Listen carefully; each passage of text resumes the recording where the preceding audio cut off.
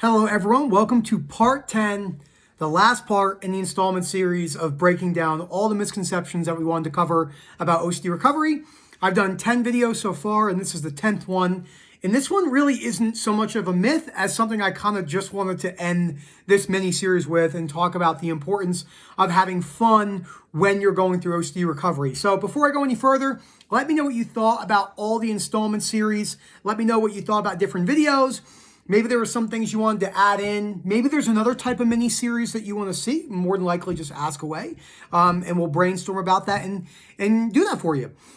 So I definitely know that when you're suffering with OCD, it's not easy to, it doesn't seem easy to have fun, because when you're suffering with chronic OCD, the only thing that kind of is in the forefront of your mind, if it's not in the forefront, it's right behind the forefront or lingering in the background. But when you're really chronically suffering, it's not even at the lingering stage. The lingering stage of your symptoms, which are not the majority of the importance of OCD, but the core fear is the lingering part in building the healthy lifestyle kind of comes a little bit later once you start applying tools. But if you've never gotten help before, it's just like it's 24/7. And that's how it was for me with sensory motor. The only thing that existed was my saliva and my salivation, my swallowing and my salivation. Because I only had blinking OCD for like a month, but I had saliva and swallowing OCD for 18 months. Basically, my whole entire life was based around avoiding my saliva and swallowing discomfort and the fear of being stuck forever. So, but what I realized was really quickly is that we spend a lot of time worrying about what other people are saying about OCD and people making OCD jokes and being like, I'm so OCD. And while that can be frustrating, it doesn't have any effect on me, and I'm going to tell you why. Before OCD, all of us, especially if you weren't chronically suffering, 11, 12, 13, 14. Like for me, it lasted to 29.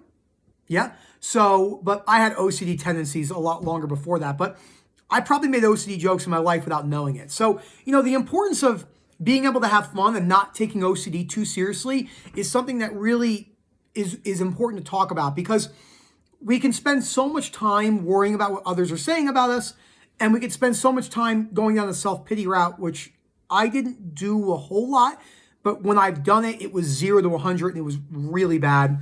That was something I needed to work at. For me, it wasn't so much a steady flow of self-pity as it was good. And then like when I tanked all the way to the Marianas Trench, and I would just say all sorts of, ludicrous, irrational, low frustration tolerance stuff, which I accepted that was part of the deal with my recovery. We all go about this a little bit differently.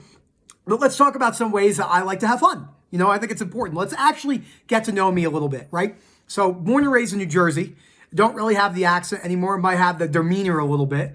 I love the ocean. I have the ocean tattooed on my arm, as many as you can see. Cool thing about this tattoo is I've been in the sun my entire life and it didn't really fade. And this is 14 years old. Holy crap. I have Jersey down my forearm right here, typical. I have the date my dad passed away right there. I have a diamond. We'll just show real quick a little bit. Diamond here and some roses on my chest. I have my last name on my back. So typical type of, stereotypical New Jersey type person. Let's see. When I was younger, I was big into anabolic steroids. That was an old part of me. And I was really orange. I was like, basically I was like this color. It was not good. I fake tanned a lot. I was, like I said, the stereotypical Jersey guy. I love jet skiing. I jet skied for years. And the cool thing about the new jet skis is they go 0 to 60 on the water in like the same amount of time as a crotch rocket. It's insane, the new technology in jet skis. I don't like so much sitting at the beach and laying there all day, but I didn't say that because I had the discomfort. I think now I actually would enjoy that. I love music. I'm going back to Ultra Music Festival the 25th, 26th, and 27th of March. I've been going with my 3 friends for years. I'm actually in the group chat with them, and we do daily countdowns every day. And my buddy just said today, he said to me, it's already 2022. I'm already in Miami. No one can tell me otherwise. So, and I've known these kids for a long time. So I like music. I like food. I think food is one of the best things on earth. So I ate a lot of different foods when I was really suffering, and I like cooking.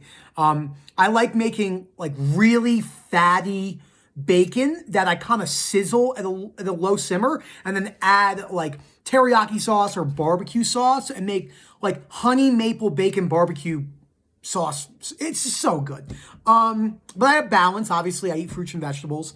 What else do I like to do for fun? I like hiking, obviously. I just went hiking in a onesie. The people in the WhatsApp groups were making fun of me because I went hiking in a onesie, a reindeer onesie after a snowstorm on Sunday, which I forgot I was wearing it. So we passed a couple people and they were just laughing. And I thought, what are they laughing about? And then I'm like, oh, I'm in a onesie. And then we went and got some, I'm a big cider drinker. We went and got cider afterwards. So that's something else I do. I like ciders. I don't really like IPAs and different hoppy beers.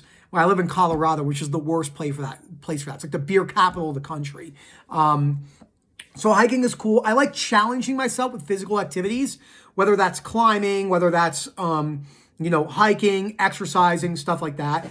I love cars. My favorite car is the RS3 Audi with a stage 2 kit in it, full stage 2 kit, which pushes a little bit about, here they come, 500 miles an hour. 500 miles an hour. See, they distracted me.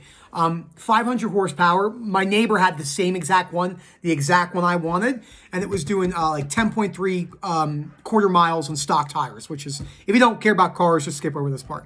So cars are cool. I like tattoos, like I said. I love dogs. I love helping people, hence why I'm still here making videos. But I do have to remember to take care of myself too, which is something that I've had to work on a lot. Don't forget about yourself, Nick. It's okay to calm things down and not make videos and focus on yourself for a little bit. Let's see. Big coffee drinker. You guys always see me, and ladies, always see me drinking coffee. I usually drink black coffee, but I'm not opposed to drinking different types of coffee, which I like experimenting with that too. I love joking with Rob. Rob and I have become pretty good friends, and all the other moderators as well. I make jokes with Moment a lot, Phil, Kirsty, Hannah. They know I'm a pretty big jokester. I think humor is important. I love stand-up comedy. George Carlin, Fluffy, I always say his last name wrong, Sebastian Maniscalco, whatever his last name is. Great Italian comedian. There's a bunch. Tim Dillon. I like watching Joe Rogan. I don't agree with everything he says, but it's a really good exposure for seeing different views. What else? Let's see what else I'm missing here, what I really like to do. What's my favorite food? Chicken parm pizza. Oh, man, I could eat that every single day of my life. Bacon, egg, and cheese, like deli sandwiches from New Jersey and New York. Anyone from New Jersey and New York, we have the best Italian food, let's be real here. But yeah, that's a little bit about me. And I like reading and watching stuff on real estate. Rob and I joke a lot. He's a pretty crazy character, but I do watch a lot of Grant Cardone and Robert Kiyosaki, if that's how you say his name, Rich Dad Poor Dad. So, I like just learning new things. And I really do enjoy listening to people now with different opinions. So all of the stuff we're talking about, this really has nothing to do with a myth, but I think it's important to get to know me a little bit better, so you could see wow, like there's a lot of hope. Like, look at where this kid was. I think that's probably the main reason why I have made helping other people with OCD a part of my life, because I know how lost I felt. Because it's not the easiest disorder to understand, which is not anyone's fault. It's just a hard disorder to understand, because the analogy I like to use is, when you go to a spa and there's a waterfall running down a wall, it's really easy to know, like, the water that's flowing in the front. Like, contamination OCD people probably don't like touching other people's hands. But the further you get into the granite and inside the little cracks where the water runs, like, deep, it's really hard to see that unless you're a sufferer. I mean, it's not a hard truth. It just is reality, especially mental rumination, since it's covered almost incorrectly every time I've heard anyone talk about it, which is unfortunate. But that's okay. We can accept people unconditionally. We don't know what it's like to be blind. We don't know what it's like to not have a liver. I mean, to not have a liver, to know about diseases of the liver and stuff like that, or certain neuropathologies. So that's just kind of the way that life works. Sometimes you have to experience things to really get a full understanding of it. And sometimes you have to hit rock bottom in order to really want to get better, which is an unfortunate scenario. One of my favorite things I heard someone talk about, they were asking a psychologist that they thought that people had the ability to change. And they said after 25, and they were like, no, not really. And he goes, well, of course anyone can change. But he goes, what I've noticed is after 25 and 30, a drastic thing has to happen in order to push that person to really want to change. So chronic OCD suffering, maybe losing your vision. We've all heard stories about people who have lost their vision and then thought, this is the best thing to ever happen to me. And we're like, what the fuck? You know, so crazy stuff like that. That's kind of life kind of works sometimes. It's interesting like that, you know? The uncertainty is crazy. But thank you so much for watching this mini-series. This is the longest one. I hope you enjoyed it. You know, it's really fun making videos for all of you. I enjoy the conversations, and I thank you for all your support. And you'll see me again soon. I'm going to be doing probably a relationship mini-series talking about fears and ways that Stoicism and rational and emotive behavioral therapy affected other areas of my life. So thank you so much for watching, and have a great day.